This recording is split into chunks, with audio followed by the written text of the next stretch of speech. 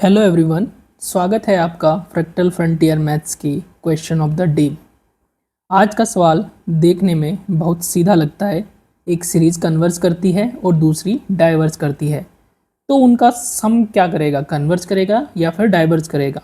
90% student यहाँ सीधा गलत ऑप्शन चूज करते हैं। क्या आप उनमें से नहीं होंगे?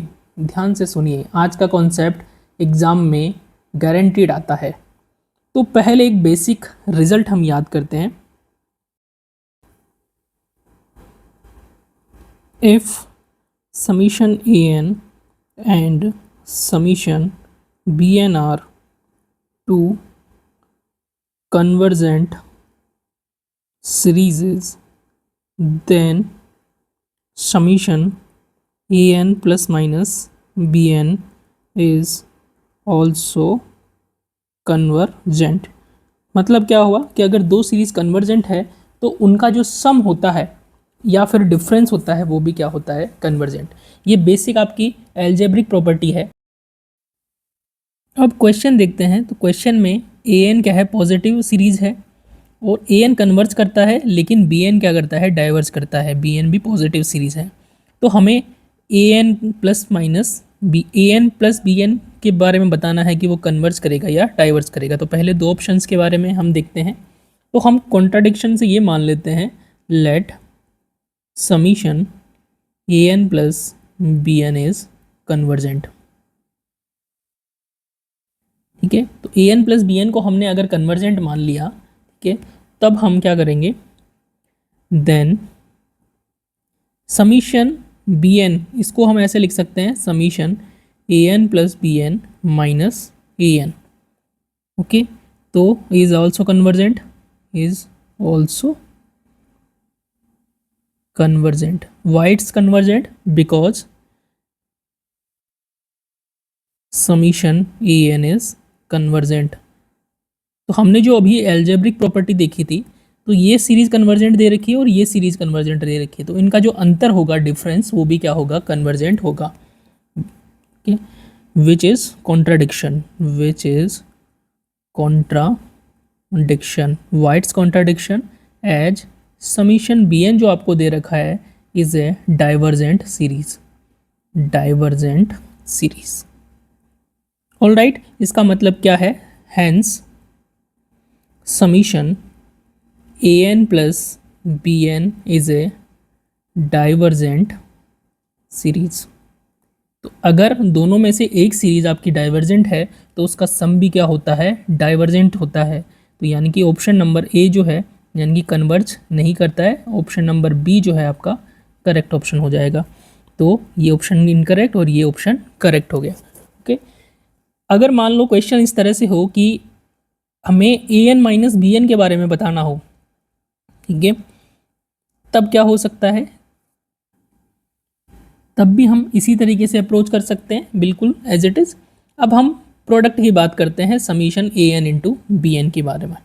तो सी के लिए तो काउंटर एग्जाम्पल दे सकते हैं, take a n equal to 1/n² and b n equal to n. Then summation a n जो है वो क्या होगा, समीशन 1/n²। ये क्या है, पी सीरीज, पी की वैल्यू है 2 जो कि एक से ज़्यादा है, तो ये क्या है, is convergent. And summation b n, summation b n क्या है, समीशन एन। ठीक है, तो कन्वर्जेंट के लिए कंडीशन होती है कि ये जो ए एन या जो भी सीक्वेंस आपको दे रखा है वो जीरो की तरफ कन्वर्ज होना जरूरी है, नेसेसरी कंडीशन है। तो ये तो इन्फिनिटी की तरफ जा रहा है, तो ये क्या है, इज डाइवर्जेंट। नाउ अब हम इनका प्रोडक्ट निकालते हैं। तो summation a N into B N, ये हो जाएगा समीशन 1/n² इंटू एन, जो कि होगा समीशन 1/n। यहाँ पी की वैल्यू 1 है, इज डाइवर्जेंट। तो इसका मतलब क्या हो गया कि ऑप्शन नंबर सी जो है वो करेक्ट इनकरेक्ट है आपका, क्योंकि summation a N B N converge नहीं कर रही है। यहाँ पे बात करते हैं ए एन अपॉन बी एन की, तो ऑप्शन नंबर डी देखते हैं हम। इसके लिए ए एन हम ले लेते हैं सेम 1/n² और बी एन हम ले लेते हैं 1/n log n। ठीक है, तो ये क्या है, then summation an is convergent but summation bn is divergent. now हम इनका कोसेंट निकालते हैं an अपॉन bn, तो ये हो जाएगा 1 upon n square divided by 1 upon n log n. तो फाइनली ये हो जाएगा एन लॉग एन, ऊपर चला जाएगा तो ये log n upon n which is divergent. तो इसका मतलब a n upon b n जो है वो डाइवर्जेंट भी हो सकता है, तो आपका ऑप्शन नंबर डी जो है वो इनकरेक्ट हो गया। तो इस प्रकार से केवल एक ऑप्शन करेक्ट है जो कि है ऑप्शन नंबर बी। तो hence the option b is correct. Alright, कुछ फैक्ट्स है जो हम डिस्कस कर लेते हैं, नोट करके मैं लिख देता हूँ। तो फर्स्ट है कि आपका एक सीरीज होती है जो कि हम कंपैरिजन टेस्ट में यूज़ कर सकते हैं। ये सीरीज आपकी क्या है, log n upon n raise to the power p. यहाँ एन की जो वैल्यू है वो 2 से स्टार्ट होती है। Converges if and only if p is greater than 1, यानी कि कन्वर्ज करेगा जब p ग्रेटर देन 1 है और लेस देन इक्वल टू 1 है तब ये क्या करेगा, डाइवर्ज करेगा। एक सिमिलर सीरीज होती है जो अभी हमने यूज़ की है, वो होती है 1 upon n raise to the power p log n. ये भी कब कन्वर्ज करती है, converge is if and only if p greater than 1। तो दोनों सिमिलर सीरीज है और एक तरीके से इनको रिजल्ट को याद रखने का तरीका ये है कि ये 1 अपॉन एन की पावर p सीरीज से कंपेयर की जा सकती है और कंपैरिजन टेस्ट से हम पता कर सकते हैं कि p ग्रेटर देन 1 पर ये कन्वर्ज करेगी और p less than equal to 1 पर ये डाइवर्ज करेगी। डायरेक्ट क्वेश्चन भी आते हैं, आपको सीरीज दे रखी होती है, p का कुछ मान दे रखा होता है, आपको डिसाइड करना होता है कि ये कन्वर्ज करेगी या नहीं करेगी।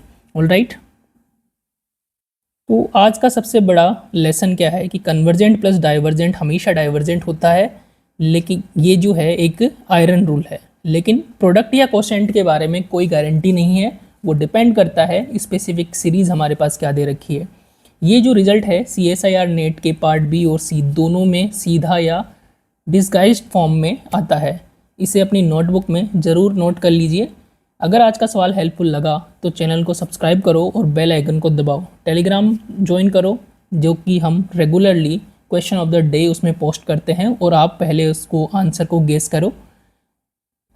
कल एक और माइंड ब्लोइंग क्वेश्चन जो है आपके सामने आएगा, तो इसीलिए टेलीग्राम ग्रुप को ज्वाइन जरूर कर लीजिए।